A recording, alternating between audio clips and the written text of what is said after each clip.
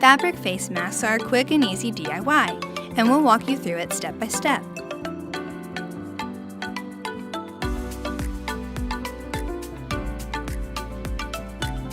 Begin by cutting a 15-inch by 8-inch piece of fabric. Fold it in half, then measure 3 inches in from each edge and mark, leaving a space between the marks open to accommodate a filter. When you're done, bring the seam to the center. Now cut 2 7-inch pieces of elastic and pin them between the layers of fabric, one end at each corner on each side of the mask.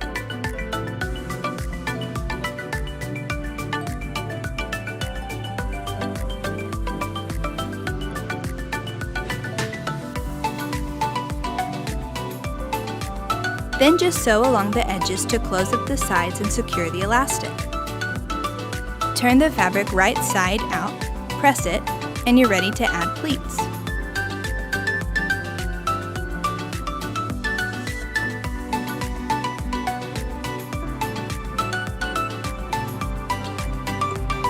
To make the pleats, mark the fabric by placing pins 1 inch from the bottom on each side of the mask.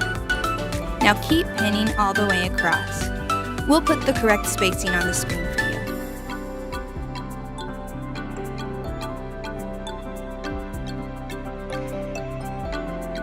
you. These pleats are important because they help the mask expand completely to cover your nose and chin. When your pins are in place, fold the fabric, lining up the pins, secure with extra if needed, and sew along the edge. Continue doing that on each side of the mask and it's ready to go.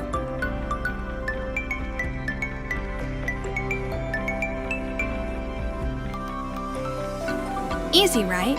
And now that you have it down, you can make some masks for yourself and some extras to donate.